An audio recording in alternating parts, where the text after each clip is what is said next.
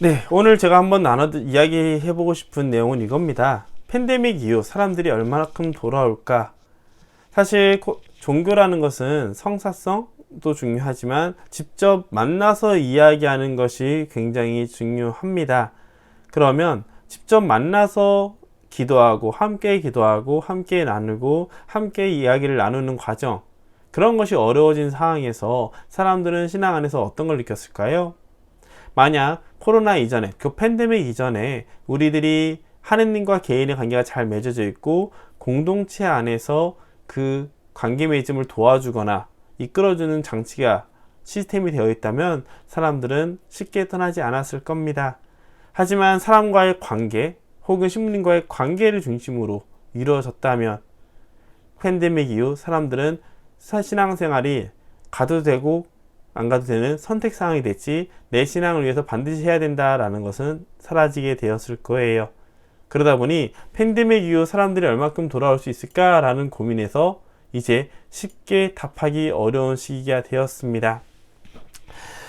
여러 사제들을 만나보면 그런 얘기를 많이 해요. 첫 번째로, 그래도 우리 가톨릭이 다른 종교에 비해서 이미지가 좋다. 그러니까 사람들은 돌아올 것이다.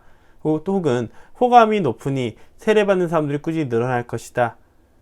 시간이 지나면 다시 회복이 될 것이다. 라는 얘기를 합니다.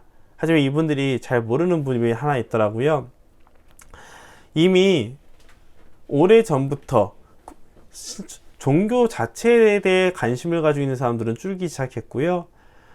가톨릭이 좋냐, 개신교가 좋냐, 불교가 좋냐 이런 개념이 아니라 이제는 종교 자체가 뭐가 중요해 라는 개념으로 많이 바뀌게 되었습니다. 그러다 보니 국민의 50% 이상이 신앙생활 자체를 어떤 종교도 갖지 않는 경우가 많아졌고요. 또 특히 20, 30대 청년층의 이탈은 더욱더 심해졌습니다. 자, 20, 30대가 이탈이 심해졌을 뿐만 아니라 그 40대 초반까지도 결혼을 안 한 사람도 늘어났어요. 그럼 자녀들에게 신앙 전수가 잘 될까요? 이 상황에서 가톨릭의 영향은 이제 10%도 안 되고 6%, 7%라는 사이 얘기도 있어요. 물론 우리 교적이나 시스템에서는 수많은 사람들이 있지만 아시다시피 교적을 정리하기 시작하면 신자들이 더 많이 떠난다는 것은 누구나 다 알고 있는 공공연한 사실입니다. 그런 상황에서 과연 호감이 있기 때문에 사람들이 돌아올 거라고 믿는 것은 괜찮을까요? 그 사람들에게 선택의 사항으로 바뀐 신앙생활이 과연 코로나가 끝났다고 해서 사람들이 돌아올 수 있을 것이냐, 이미 그 시간에 다른 거를 하고 오면서 즐거움을 얻지 않았을까. 또 마치 초등부 6학년이 졸업을 해서 올라왔지만 새로운 학교에서 새로운 친구들과 적응하면서 성당에 안 오다 보니 성당이 낯설어진 것처럼 이제 와야 될 이유도 와서 관계를 맺을 사람도 없어진 것은 아닐까라는 것을 고민을 해봐야 합니다. 두 번째로 이런 얘기도 하십니다. 막연히 낙천주의 분들이에요. 시간 지나면 알아서 올 거야. 우리 신자들은 착하니까. 혹은 종교라는 것은 사람에게 벗어날 수 없으니까 라는 얘기를 합니다. 맞죠? 사람은 누구나 종교심이 있고 자신의 나약함을 인정할수록 신에게 절대적인 힘을 가진 절대적인 존재에게 의탁할 수밖에 없습니다. 그리고 하느님께서 교회를 돌보시기 때문에 교회는 계속 이어갈 거고요. 어떤 형태로든. 그런데 그것이 과연 팬데믹 이후 사람들이 돌아올 수 있다는 근거가 될 수 있을까요? 실제로 본당을 보면 참 재밌습니다. 예전에는 물론 예전에 해봤자 20, 30년 전 제가 신학생 때 그때 얘기 들어보면 주인 신부님들이 사람들에게 그냥 이거 단체장 뭐 하세요 라고 말하고 박수 치면 되는 경우도 있었다고 해요. 많이들 했다고 합니다. 하지만 이제는 이미 대부분의 사람들이, 남아있는 분들이 장을 거의 다 맡아보셨죠. 그리고 이제 어르신들이 더 많아지고 젊은 시기가 없어지는 시대가 됐습니다. 예를 들어 20대 청년들의 종교 이탈이 심해진 것은 그거부터 얘기했구나. 주일학교 시스템에 대해서 물음표를 던진 것에 대한 기사들이 90년대 후반부터 이미 나오거든요. 중후반부터. 그런데 그 이후로 바뀐 게 없다는 것을 알고 있을 거예요. 청년들이 종교에 대해서 이탈하고 있다는 것은 2000년대 초반부터 이미 다양한 기사들을 통해서 나타납니다.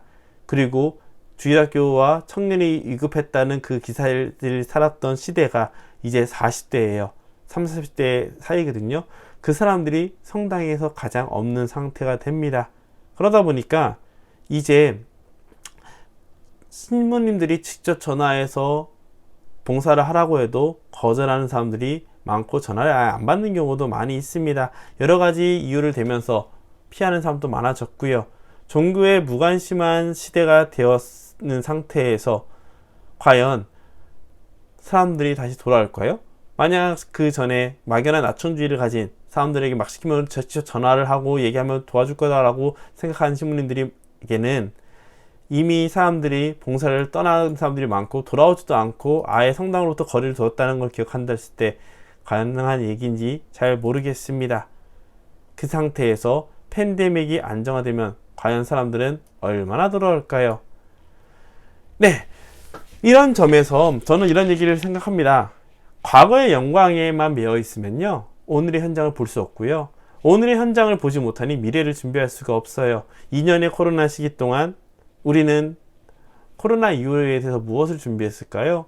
이것은 신자들한테 얘기하는 것보다는 교구와 사제들에게 더 중요한 문제인 것 같습니다. 회의는 많이 했죠. 고민도 많이 했고요. 그래서 무엇을 해야 되는지 답은 나오지 않았습니다. 그러면 정부에서도 이제 과도기로 이렇게 보고 있는데 그 이후에 과연 어떻게 사람들을 모을 수 있을까? 저는 쉽지 않다고 표현을 해요. 그래서 이제 평화신문 그리고 평화방송에서는 이게 나오더라고요.